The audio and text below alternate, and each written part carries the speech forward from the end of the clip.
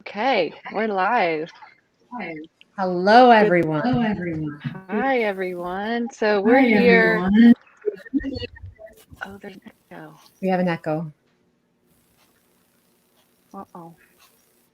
Okay, figure out what This that is is in when a we say, second. woohoo, we have technology. There you go. So That's I'm right. filling in for Mike this morning because he is not feeling well. So I have the privilege of having these three beautiful humans talk to us about their children's books, right? That's what we're talking about. Yes. We are. I love it. So I want to start by telling us about your book or books, and then let's get into the why afterwards. Why afterwards? So Ben, you're first. Then you're first. Cool. Cool. So, So, Jen, yeah. we still have an echo. I don't know if it's on my end. Yeah. When we're all not talking, let's mute ourselves. Let's mute ourselves. Okay. Okay.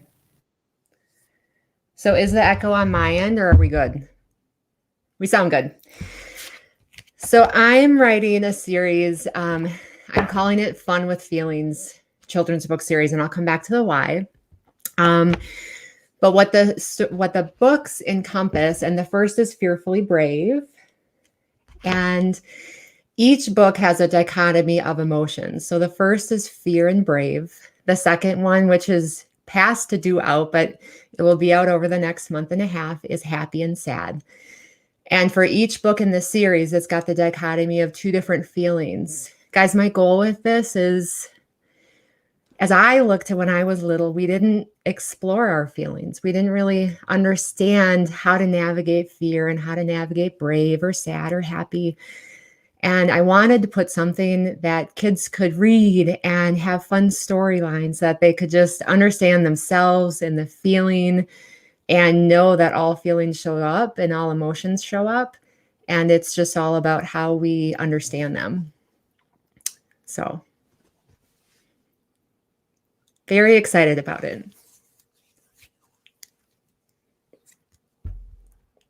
Any questions, Kelly, or did I miss anything? No, perfect. Okay, Yes.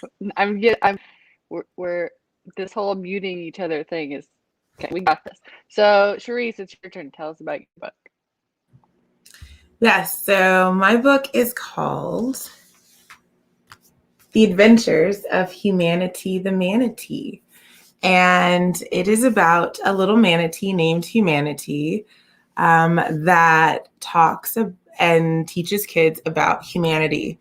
And in this story, this is an 11-book series, and humanity meets humans for the first time.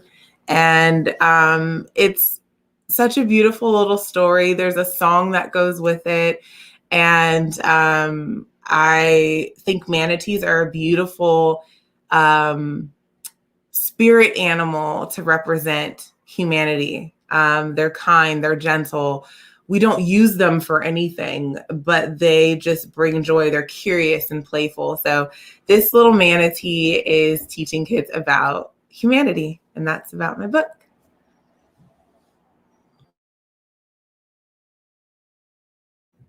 I have to say I love it, Charisse. Thank you. You're welcome. I have two books, Designed to Shine, Read Aloud Rhymes for Any Size Heart. And then came volume 2 of this book. They each hold 26 topical. All my books are alphabetical. So these are alphabetical.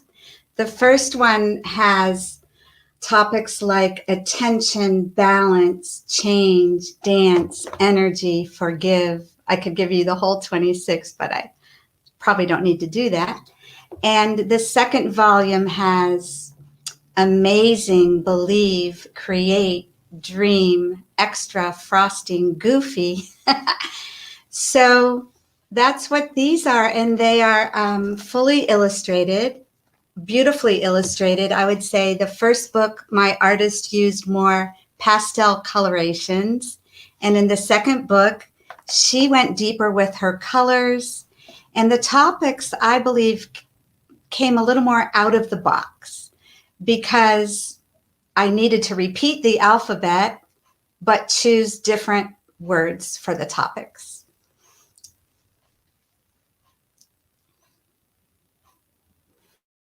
I love it.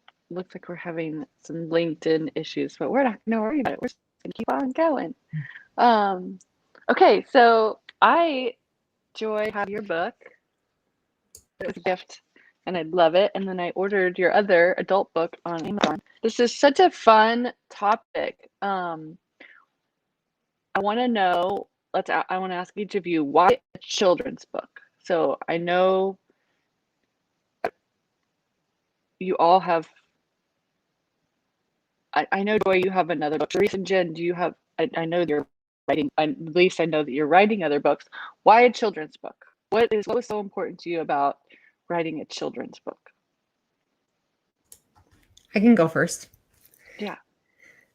First, I just have to mention, Joy, I have to give you a shout out. I love your books. I got my hands on them, and I love just picking one and then reading it. It's just amazing. So yeah, love It's that. so fun just to open it up to a page and just see It what the is. word is of the day, right? I just love Agreed. it. Agreed. And Charisse, I can't wait to get my hands on the Manatee book. So coming soon. Guys, for me, and I think I alluded to it before, it's for me, it really came from my childhood story and just having a better understanding. If I would have known how to differentiate my own feelings differently and better, my truth is that I could have prevented a lot of the anxious moments and a lot of the anxiety and a lot of my midlife when that was my pivotal, now I got to shift, And my story is that if I could do something to help kids better recognize and talk about their feelings and acknowledge them and know that every single feeling they feel is okay and it's normal and there's no bad feelings, they're all feelings. And then if we learn how to understand them and dissect them and work with them and teach them, and in the back of each book, I have it laid out that they can actually draw what fear looks like to them and what fear feels like to them to engage those conversations with the adult person in their life or other people in their life so that they can start talking about it, with the hopes that when they get older, they can feel less anxiousness because these conversations have already happened. So that's my goal. I'm really out to just help people have less pain as adults by just knowing better when they're kids. So, and it came in another part too. So in the first book, two of my cousin's daughters, Maddie and Hannah, both have struggled. And at the time when we wrote the first book, they were 12 and 14 respectively.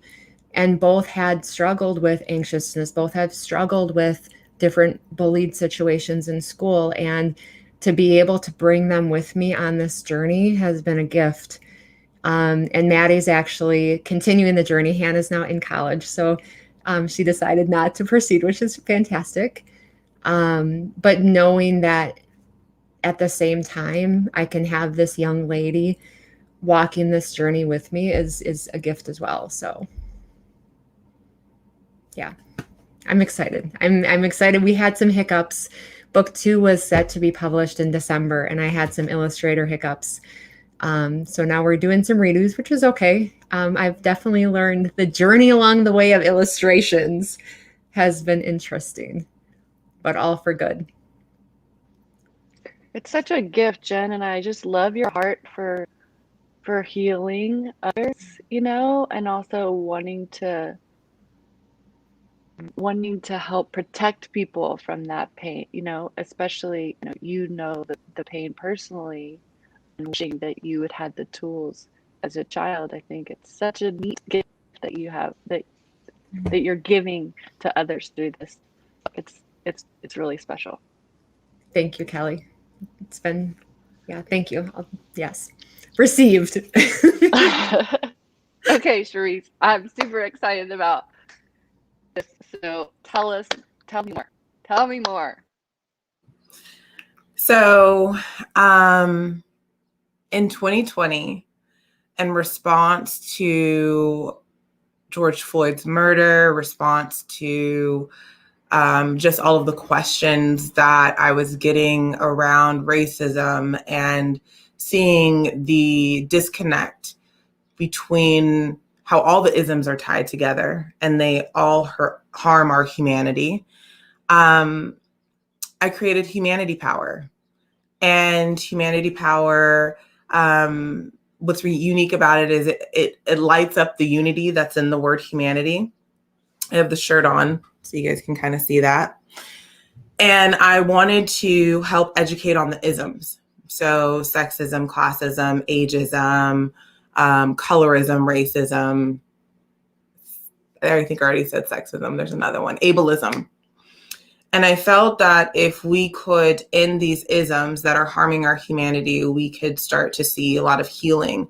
And also in the journey of understanding these isms, colorism was something that was really new to people. Ableism hasn't been really brought out too much. And so just really highlighting and educating that. And so my husband was like, okay, Humanity Power sounds great. We're doing all this stuff. He's like, your mascot for Humanity Power should be a manatee. And I was like, yeah, it kind of doesn't flow well, but I have 5 kids. And while I'm gearing a lot of this stuff towards adults and the workplace, I got to do something for the little humans. So for me, I was like, what about Humanity the Manatee? And this is really inspired by my husband. And I was like, done. So I found an amazing illustrator to draw Humanity the Manatee. And I had my kids as my R&D and they were like, I love it. And every response that they gave. And I was like, okay, this is amazing because while I can help teach adults around these isms, I can also get kids while they're young and talk to them about what is humanity and how do we show that? Because kids are natural carriers of humanity.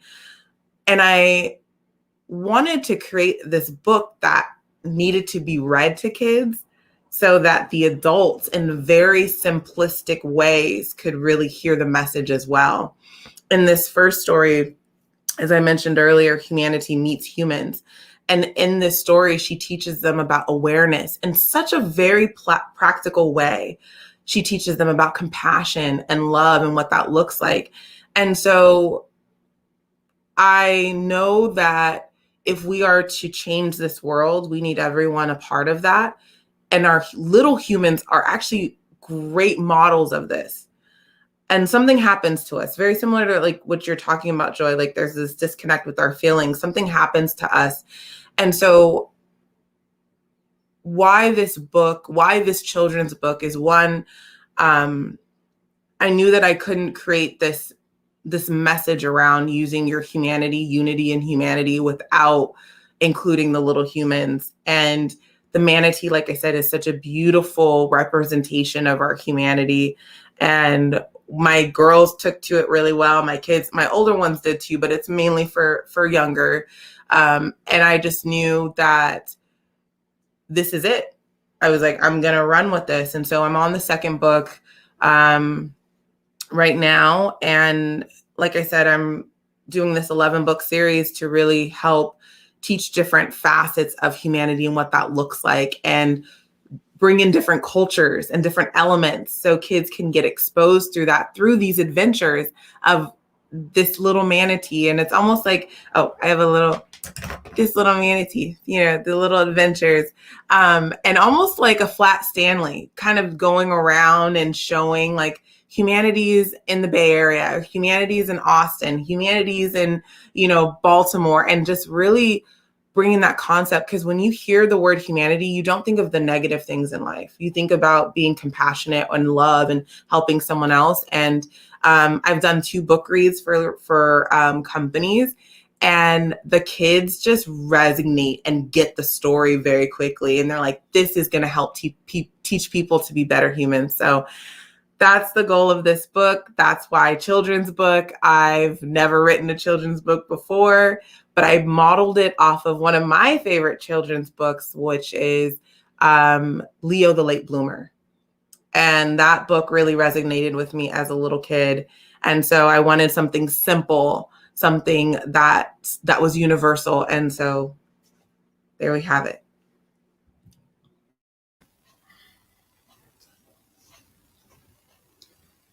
I love it. And it's so exciting. It's such a great tool.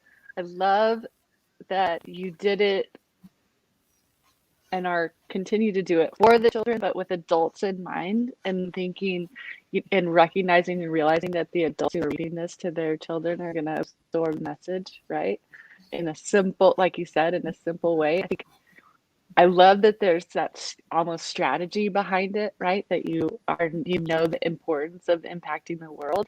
And like you said, and Kevin made a great point here, that children can teach humans humanity. It's just so natural to children, right? It's almost like it's before they get programmed or conditioned or whatever to believe anything other than truth, let's say.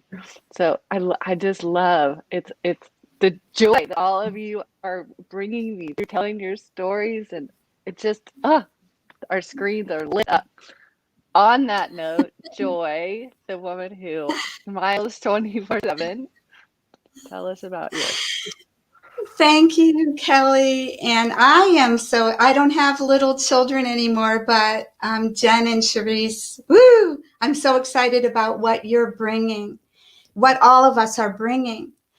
And you all likely know my story, but the viewers don't know. But the reason these books are here is that my childhood was extremely painful for me. And I, at some point, started praying in my journal to become the joy I am created to be.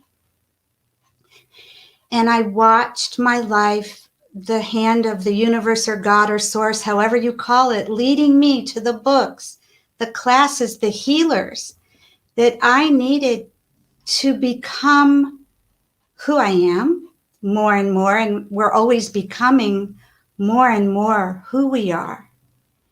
But somewhere along the way,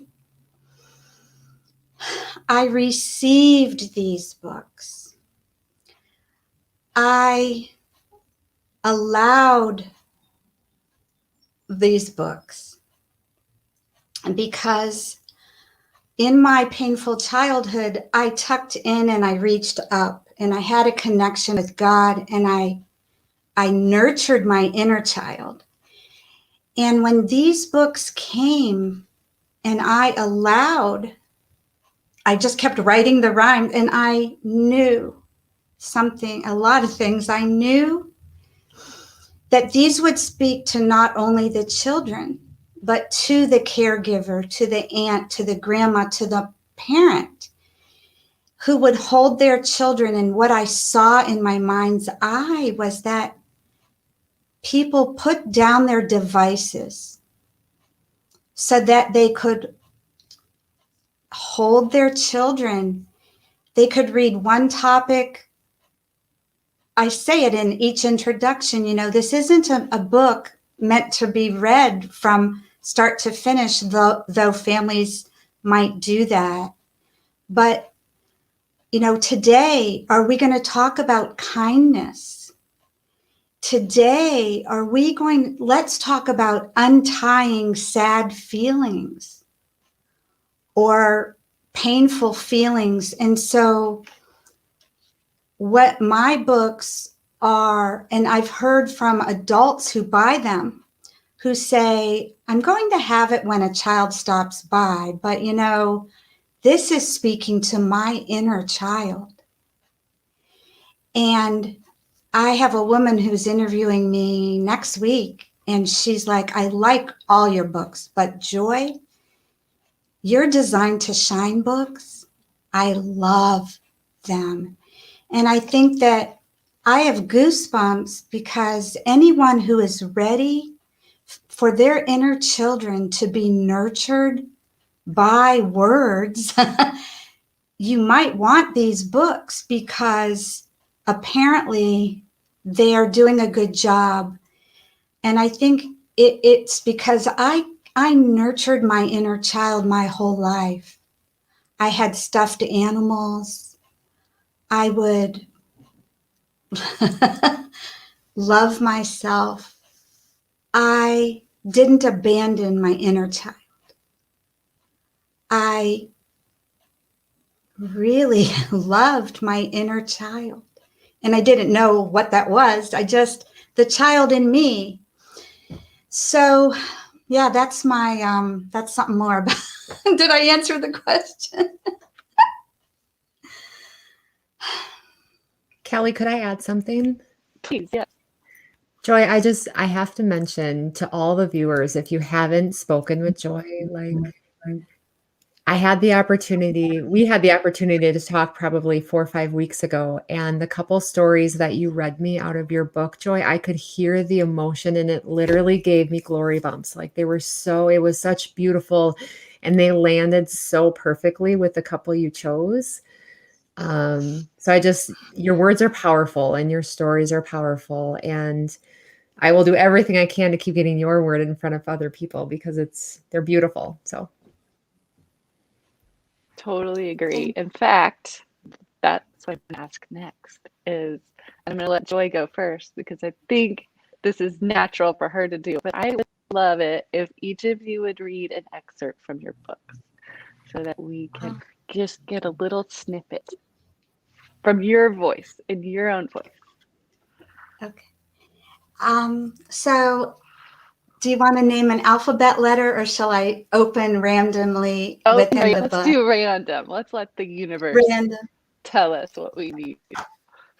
Imagine. Which way does it go? It goes this way. Imagine your way wherever you can to a cave, to a farm, to your own fairyland. Grab bubbles, add blocks, drink cocoa, eat toast. Let mermaids lead Monday to long ago coasts. Have fun, sink inside this magical spin. To your heart, to your toes, do you feel yourself grin? Create as you do, spread breadcrumbs or not. Imagine your way, give it all that you've got. Yay! Yay. Love it. So beautiful. So I'm going to put a link in the comments to each of you so that people can connect with you individually.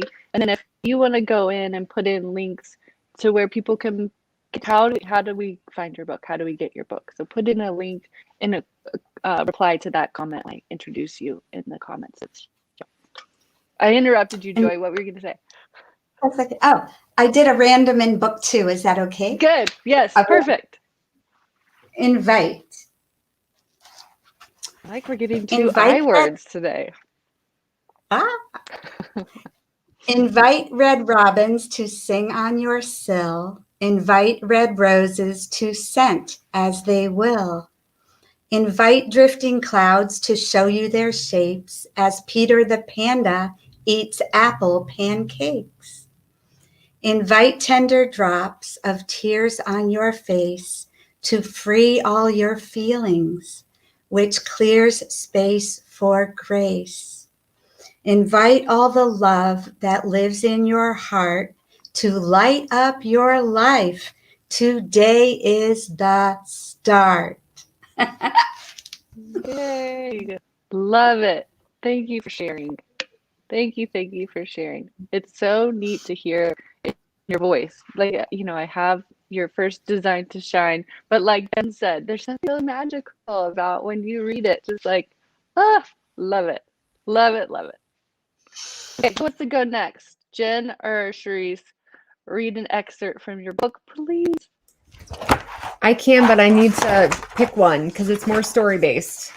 So I recognize it's a little more challenging for you two. all good. Sharice, if you're ready, you can go. Otherwise, I will be okay.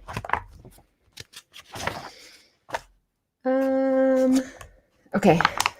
Are we ready? This is kind of the middle of the story, and it actually comes with truth behind the story. So, as they continue down the trail, they see a tree lying in the path. See, Bart? Felix says. Trees do fall in the woods. Come on, Felix. Let's just jump over it. Bart marches up to the tree and with a giant hop jumps right over. He laughs and laughs as he gets to the other side. That was easy, Bart giggles. Come on, Felix. You can do it. That was fun. No need to be afraid. Felix looks at the tree with worry. He makes his way over it with one leg, then the other. He hugs the tree tighter as he lifts over the other leg. You did it, Felix. Bart cheers him on.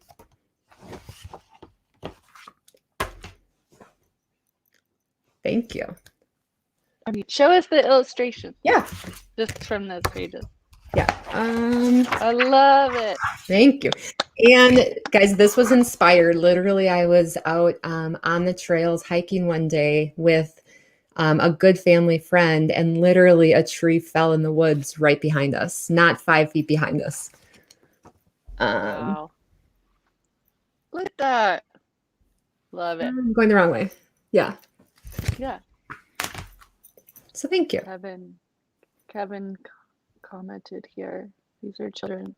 Story children need to read when going to bed. So the next day they go to school, they can put it to practice. Love it. All right, Sharice, you're up. Alrighty, mine will be very tiny, but this one is probably my favorite part of the book. She sang a little song, my manatee, little humanity, the universe loves you now. My manatee, little humanity, you can show the world how. And it's the song that the mama manatee sings to her baby. And it's such a cute little song. And Sharice, that brought tears to my eyes and chills. Like, ah! That is beautiful. Love Agreed. Thank you. And what's to note about this book is the humans that the little manatee meets are 2 of my 5 kids. So this one is Charlotte. Oh, Charlotte's right there, and that's Davian. So 2 of my kids are in the book. So Love it. So beautiful. Thank you. So we got a question early on about I guess it says David Barry. I'm gonna pull this up. Oh my goodness, like literal tears are coming down my face right now. Okay, David Barry commented pretty early on that he's written children's books but doesn't know anything about the publishing process. I think that's a great question. So anybody jump in and tell us. I think you all 3 probably did stories about your publishing journey. So tell us what that process is like for you. And good advice. Oh, go ahead. Go ahead. You're fine, Sharice. Go ahead. Either way, we're good. I will say I talked about this at one point. I could have done it better. I didn't know much about it other than I knew I wanted to self-publish the books for my and I had worked with an illustrator, and then I found a publisher. The publisher for this book, these books are Puffin print, and I would say that if I could do it all over again, I probably would have done a little bit more research on, because I didn't know I wanted to write more books. So I think that there's a process if you want to write more books, possibly sharing the story with a distributor and working with that. But for me, it was actually fairly simple, but I'm pretty sure I missed some steps along the way.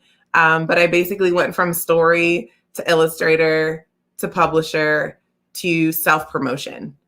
And I haven't, the book is still in pre-order, but I've sold about 20 books today. So it's getting out there, which is great. I did make sure that I have a barcode on the back of my book in case I wanted to put it in bookstores. So that's a really important process to make sure you do. I almost did not do that. So they won't sell. And then you can also track, I think it's the IB something and blah, blah, blah. But it helps you track it. The pricing of the book was a little challenging for me. I really wasn't sure what to do with that, but I felt like I found a really good price point. It's a hardcover book, so it goes for a little bit more. But I would say do some research, definitely talk to other children's book authors, but ultimately go with your intuition.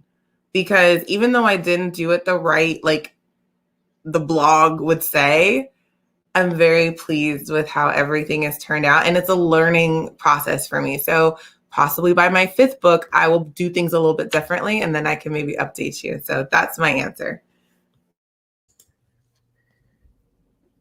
That's perfect. Very honest. Great. Perfect. I think that's really helpful. Yeah. So I agree with a lot of what Cherie said. First and foremost for me, I learned so much, especially about the illustration process. And I actually ended up putting together a checklist for my own use and just for some of my clients that could use it, at least to have a don't forget this to the ISBN type tips, like ISBN, getting listed on Goodreads. If you do self-publish, also using Ingram Spark to get listed in bookstores. Just little tips. And I'm welcome to send out in the comments, or whoever would want to take a peek. Because I made so many mistakes, you guys. But probably the number one tip that I have as a children's book author, for me anyway, is find an illustrator that you're going to enjoy to work through the whole process with you, because it will be a switch of the way the style of the book is with my new illustrator. And I really wanted consistency across all of them. And at least for the next 11, there'll be that consistency, but the first one will be different than the second. So, and I would just say really vet the people that you work with. If you self-publish, take some time to really get some sample artwork for illustrations to make sure it's going to be something that resonates with you and just feels right. That was probably the most costly and time-consuming mistake that I made on my end. But there are some good tools out there. I go to Readsy a lot for my editors, and there's some good freelancers out there. So, is that also where you found your illustrator? Where did you find your illustrator? So my first illustrator I found on Freelancer, and the newest illustrators I work with are through Fiverr. But all the editors, and the person who gets it ready for me to upload to like Amazon and Ingram Spark, they're from Readsy. And Readsy I think it's just specific to writers and publishers and book authors. So that's another good site. And then also, so Therese told us that her book is available for pre-order right now. Tell us about you and your this first book. The first book. How do we get it? Is it available? Where is it? Yes. All this thing. So it's available on Amazon through self-publishing. Ingram. So the benefit of Ingram is that way bookstores can order it. So there are some bookstores that carry as well. This one's been in print for a year, and I don't have book 2 yet ready to pre-launch, only because honestly, you guys, I'm a little hesitant about, am I going to have my illustrations this time? Oh, yeah. So I'm usually the risk taker who's just going to jump in, and this time I've been a little cautious, just knowing that my first deadline was missed. So yeah, but they'll be on Amazon is my short answer, or my website has my books available too. Thanks, Kelly. Joy. Mhm. Yeah, my journey has been my journey and what I learned. What I did was I honored the words so much that when they came for the first book, because I felt like it was this divine gift. So, like Jen, the illustrators that I was everyone knew an illustrator, and it was new for me to have an illustrated book because I had published non-illustrated books. But ultimately what happened for me is I feel I'm so spiritual and I can't help myself. I was given the divinely right artist.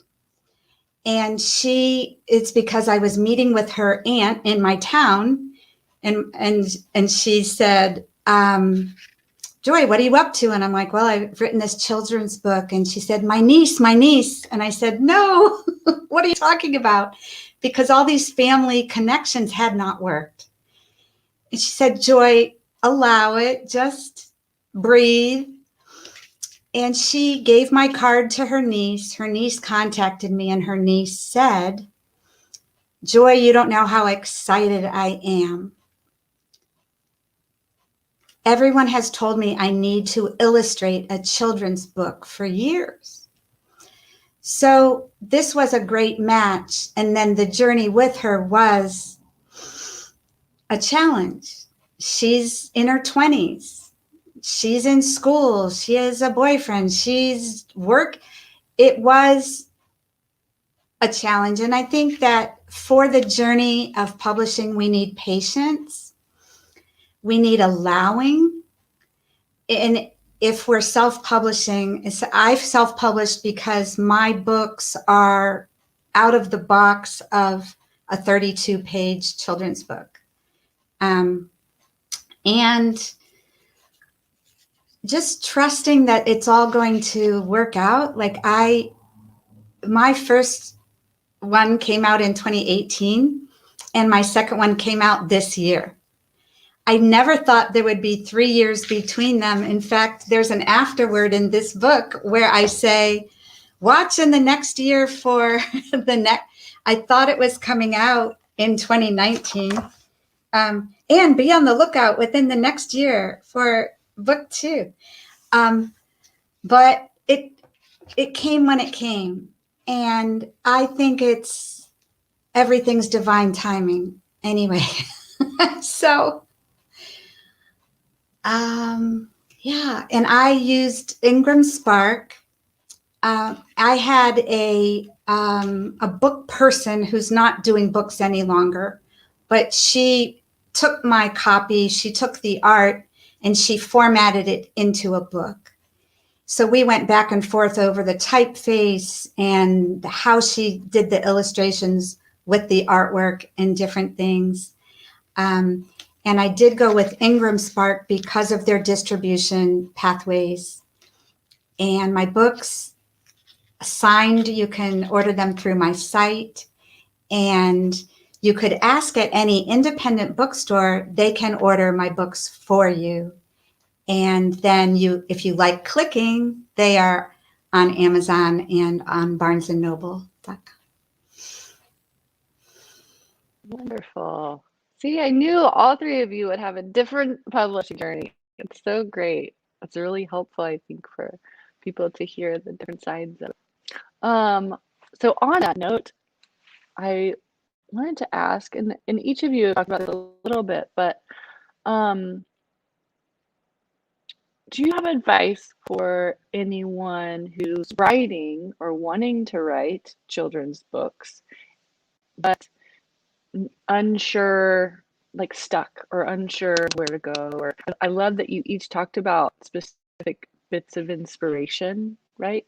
But just in general, do you have advice for people that feel like they want to write a children's book and don't know where to start or don't know what to do? My very number one tip for anyone who wants to write, whether it's a children's book or whether it's anything, is just to start writing. Because for me, the writing is where you find where you want to go, and the writing is where you find your message and lean into it. I mean, it's even as I say it, it may sound super simplistic, but just the simple art of doing it, I think brings a lot of clarity. And I would add to that, don't overthink it. I mean, just let it flow. And I can tell you the more that I allow and not get wrapped up in the think of it all, the clearer my message is with both my children's book and my fiction series.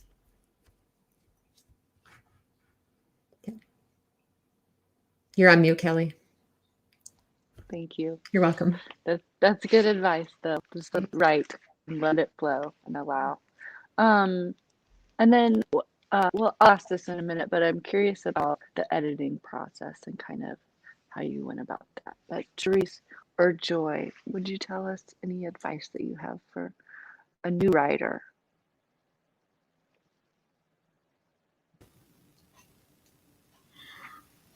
I can say my understanding is that it's really good to have other people read what you write. And whether you hire an editor or whether it's someone that doesn't know you. Like I recently wrote a chapter in an adult book, and she talked about having one of our friends read it. And I thought, well, all my friends know a lot of my story. I would rather have someone who doesn't know me at all read my book, read my chapter. And so anyway, that's what I did, because it's a collaborative book with different authors. So, yeah. And yeah. And read it aloud also. That's an important thing. Just read it aloud and you learn what's flowing, what's not, what needs a pause. And also I would say to trust yourself, because everyone outside of us will always have ideas for us and opinions. And they'll tell us what they think we should be doing. But we have an understanding that's ours. There was a woman who read my second book and she put a zillion commas in it. And I paid her and I thanked her and I didn't add them. That's not what my book, I didn't feel needed. I love that. Great advice. Take what resonates, leave the rest. For me, kind of going back to your first question about advice for writing a children's book, I was inspired by children's books. So like I mentioned, Leo the Late Bloomer was and I had help. So putting a story together, and I worked with someone that could help me. And I said, I really resonate with this story. Can you help me make it simple? And I would say for someone that's starting off, partner with someone that can help you go through the process. You don't feel like you have to do it all by yourself. I remember, this is like many, many years ago, this CEO I used to work with wrote a book, and it was like so fascinating. What people didn't know was somebody else wrote it for him.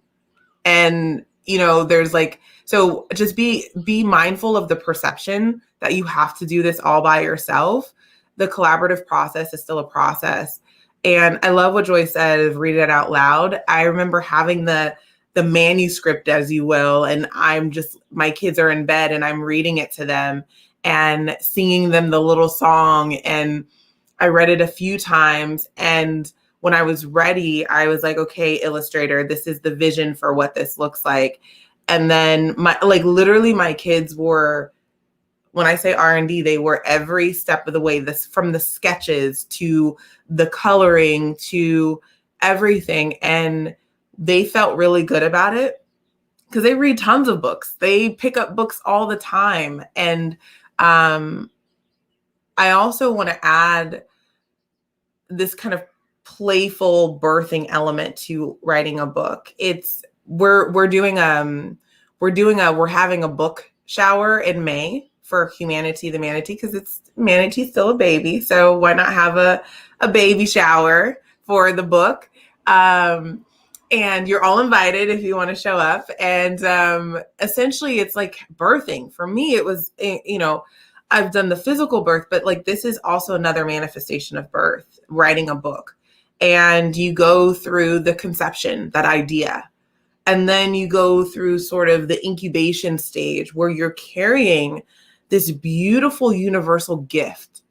And you're like not sure if you are the one that is supposed to birth this gift, but that gift came to you. So yes, you are supposed to birth this.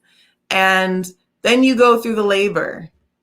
And the labor is something that I've heard kind of both Jen and Joy talk about. It's like from the illustrations to an editor that adds way too many commas to someone that's just like, well, my birth was this way. And like, you're just like, but that's not what I'm feeling. And then you go into the transition where you doubt yourself. And I'm pretty sure each of us have experienced that. Is this good enough? It's not this one. It's that, and that's the transition. But right before, just like in birth, natural transition happens. And that's right before the baby comes out. And, it doesn't really get easier with the more you have, you just can recognize the signs a little bit. So to the point of writing a children's book, I love a comment that we saw. It's like looking at it through the eyes of a child. It's so true. Joy, your books, I have both of them. I've read them to my kids. So playful, so fun, so colorful. And kids love that stuff because that's how they see the world. They see the world in triple HD color, and they're imaginative. You watch them play, you're like, wait, you're just playing with a stick. How are you having this much fun? And so, to become or just honor your inner child, as Joy was talking about, will really help that flow of writing a children's book. If that's something that you want to do, and it doesn't need to be complicated. It could be very simple.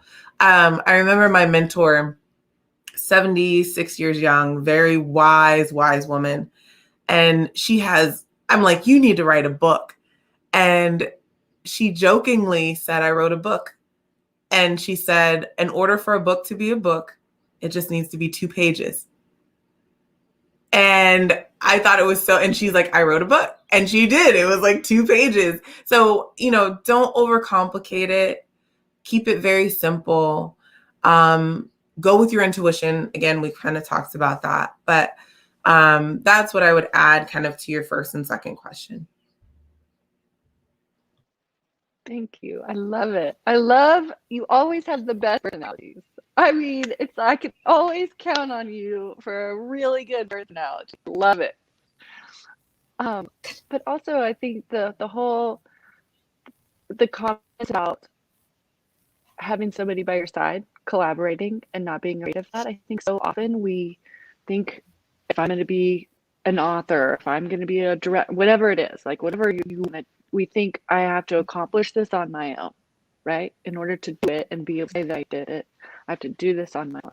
And I think it's such great advice to say, collaborate with someone, ask for help, ask somebody who's gone before and done this, and whether we call it help or collaboration or whatever words we choose to use because we're intentional with our words,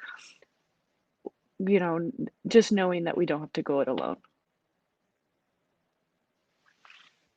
We need more of the world in Technicolor. Totally agree with that. But I was going to ask you that, Therese, and then both you, Jen and Joy, also. Who did you collaborate with? I mean, Therese, you had your children, and it sounds like your husband along the way. Was there another writer that you were working with? Who were your best collaborators, and why? You can start, Therese. Go backwards. So in addition to my my kids and my husband. The writer that I had help, I also utilized my mom and just my friends around me. Yeah. I was like, look at this. What do you think of this? And ultimately, once I had the story the way that I felt it would, like, it really didn't take many edits. And that's how I knew. Something like Joy had said, it's like it just flowed. It was just like boom. From the minute humanity was created to when the story was in manuscript, everything was full. And this, like, from the song that was developed from it, it just, everything flowed. And so it was a pretty easy collaborative process. It was more so getting some feedback, and not that I was necessarily looking for negative feedback. I just had never done this before. And so I wanted to get people that I trusted and people that I knew had kids kind of to look at it and see if it made sense. And so I would say, if you are going to bring anybody into your collaborative space, be prepared for both sides of the feedback, but don't let that deter you from the birth. Like, you're gonna Like birth it. Joy said, yeah, Yes. and everybody has their right. And like you said, everybody has their own. This is the way I did it. Whatever. Like Joy said, she didn't want to add 100 commas, so she didn't. Right? Take what resonates, leave the rest. Yes. Joy, it looks like you're about to. Yeah, share. Oh, it's just bringing up memories in me. And, the woman who this was 4 years ago, who's like, it's not one book, Joy. This is board books, and it's an A and a B and a C. And I'm like, I don't see it that way. And so, yeah, the collaboration for me, it was, and trust for me, trust comes into it because I wasn't just giving the manuscript to someone on the street. I needed to have enough trust with these individuals that they would honor the document and not give it to anybody. And then I did get all kinds of feedback, and some people do picayune things, like they want to change the one word at a time, and some are just doing the big, oh, it made me feel lighter.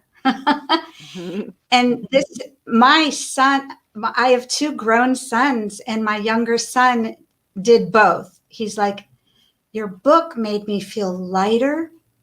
And he did picayune, everything. And I took what resonated and threw out the rest and thanked him in the introduction. So I received value from my younger son, who actually has written before. He's very creative. And whoever's in my life as a partner, because I'm divorced, partners in my life, I have read these books out loud to them. And this partner who's in my life now, who I will never outgrow, Michael, is thanked in the new introduction, and he definitely collaborated with me on these rhymes. And it was a fun process for both of us. And I would say to anyone, just enjoy the journey. And as Cherise said, you're doing something you haven't done before. Enjoy the journey of it. That's really great advice. To remember that, it is a labor, but also a journey, right? Enjoy every moment of it. Be present in the moment instead of just focusing on the future, the birth, right? Enjoy the process. Yeah. Okay, Jen. Okay. First, I just have to mention I mimic everything that Joy and Sharice have already mentioned, especially the journey. One of the things that we did with the first book is it mattered to me where we created it. And I say we because I had kind of I knew the concept. I knew what I wanted in my head, similar, Sharice, to what you had mentioned. But I didn't necessarily know how I wanted the story to flow. And that's where myself and my cousin and her two girls, we actually went to the quote unquote cafe that's in the story and we wrote the book there. And it was just a cool throwing around ideas and different situations and brought a lot of laughs. And we got some people that approached us and actually gave us more ideas that help us build the story further, which was really cool. And then we had a couple back and forths after that, but it was pretty locked in other than some minor changes. And then once we got final, so my cousin's also, she fosters. So we read it to the foster kids and got some more feedback. And it was just, for me, having other children read it is so powerful to know. And I'm all about watching people. I love watching how people respond and their tone and what their body says that maybe their words don't. And that told me a lot about what was and what was not liked and where we needed to shift some words, which we did. And similar, I think both the other ladies mentioned it as well, as there were some parts that people recommended that I changed that just didn't fit right to me. So we left and I wanted exactly as we said it. And I think that Joy said it, we tell our story to 1,000 different people. And 1,000 different people are going to have 1,000 different pieces of information for you. And we can choose what lands with us and what doesn't, and what we choose to say, yep, that's for me and that's not for me. And that doesn't make anyone more right or more wrong. It just means we're all different, which is beautiful. I will add for my fiction series, I actually hired beta readers. So I have someone very close to me reading every part along the way. This one's been a huge journey for me over the last 5 years of bringing it to life. And I'm so close to you guys. I have 7 chapters left. Not to get off task, Kelly. I hope you don't mind. No, I love it. I love sharing that. But for this one, it's collaboration in the fact that I have someone reading I give her 2 chapters. When I finish 2 chapters, I send them and she gives me feedback. But then I've also had a couple rounds of beta readers who have read them. And then just the growth of how to structure differently and how to understand differently and see different perspectives has been it's just been so beneficial to me in the writing process. And I could see that if someone didn't have a community with them, find a community even in the children's side of things, because having that guys, it's grown me as a writer. I'm not a grammar person. I'm not punctuation. Like, someone else can take care of that for me. But I think having people around us who are good at different things can help us see things that we maybe don't see. So, and it's community. Like, nobody wants to stand on the mountain by themselves, right? Like, So good. so Such a great reminder. Yeah. I love that kind of come out of this conversation, just the reminder of community. Don't go it alone, right? Well, and I think that another important thing is when we bring other people into our world with us and they see what we're doing, it also encourages them to bring out their own light and encourages them to say, oh, maybe I got this in me that I want to do. And if Jen did it and Sharice did it and Joy did and Kelly did it, I can too. And that just encourages other people to also bring out their gifts. So, yeah, I can say even just this conversation is really encouraging me to get back to my story. It's time, like, I need to get back to it and be writing. I haven't published anything, and it's been, it's that thing in the back of my head. I need to tell my story, and this has been a really great conversation, very encouraging and enlightening. And one thing I want to point out that you said that was really, really hit me, Jen, was watching other people read your book. I think, wow, I didn't even have considered that, but I think you're totally right. You can see what's working and what's not working in that. That's not something I would have never thought about, watching someone else read your book. yeah. And I can see it working with children's book, specifically because they're shorter and you can watch them read aloud. Maybe that doesn't work quite so well with our longer books. But anyway, very interesting. Yeah, All I right, think. before we end, no, you can respond to that, Jen. Sorry. No, I was just going to add, for me, I think just paying attention to people in whole is just a gift, and understanding people. So that was all. Yeah. Okay, so we've hit an hour. I'm so grateful for this conversation. Like I said, I feel inspired. I think I'm gonna make myself sit down and write today. I like a hint this one gave me. Sometimes I feel totally blocked writing. So I will just turn on the voicemail on my phone and just speak the chapter. And for whatever reason, it just flows so much better. And I'm not super conversational. I don't speak a lot of words a day, but for whatever reason, that helped me tell my story. So anyway, anybody else there watching, I really enjoyed using that as a tool. So what else before we end? What does anybody want to share before we say goodbye?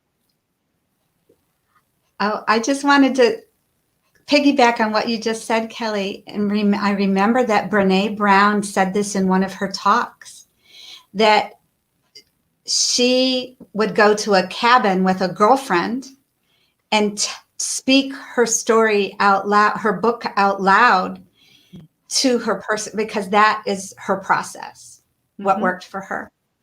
So you're in good company to speak your book aloud. Thank you, Joy. That again, inspiring. Somebody out there is telling me to do my thing, write my book. I love it. All right, what else? Anybody else want some words to end on? I'll say, as I mentioned earlier, I did some book reads for a company who brought their kids in, and this was on Zoom. And at the end of the book read, it's about 15 minutes because kids don't have a very long attention span. I asked them what's their favorite part of the book. And when each of them would tell me something different, I just knew. I was like, this is going to really help amplify humanity, because they're articulating this. And one mom told me that their little kid went and told their dad about Humanity the Manatee. And I was like, okay, this is something very special. And I remember driving with my husband and being like, okay, I can't be the only one coming up with humanity power and this whole concept. I'm not, and I remember trying to talk myself out of it. I was like, I am not the one. Like, I cannot carry this. I cannot do this. And my husband said to me, he said, the universe wants things to be birthed. And if somebody doesn't do it, it goes back and goes to somebody else. And now it's been passed down to you. And you do it.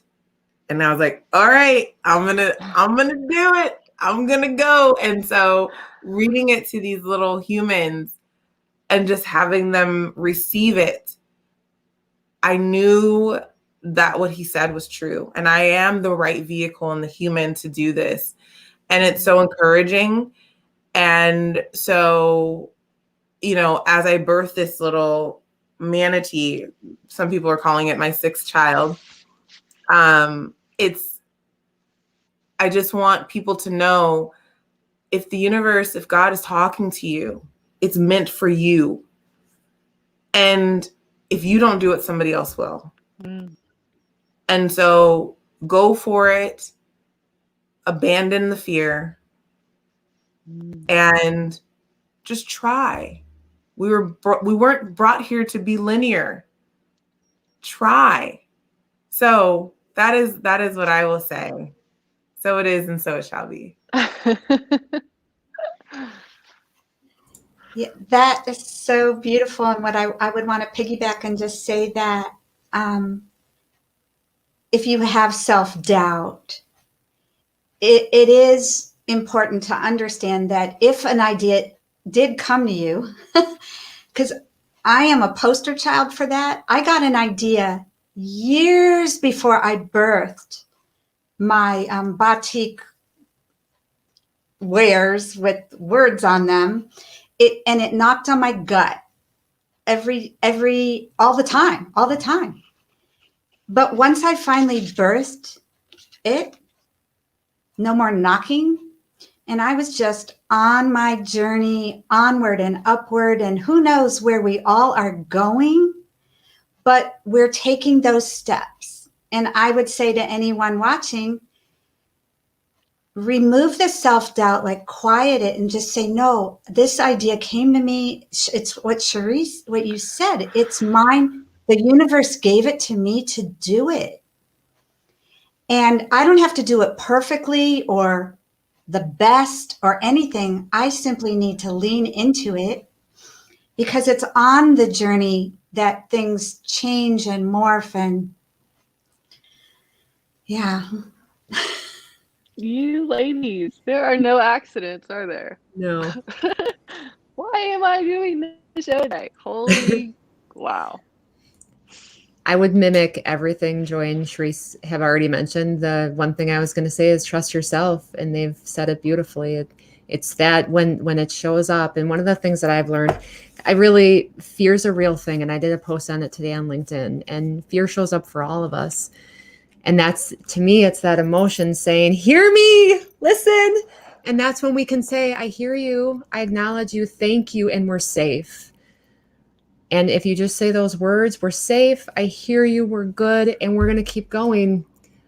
And then it's going to show up again. And I hear you, I acknowledge you. It wants to be heard. It's an emotion saying, hear me, listen.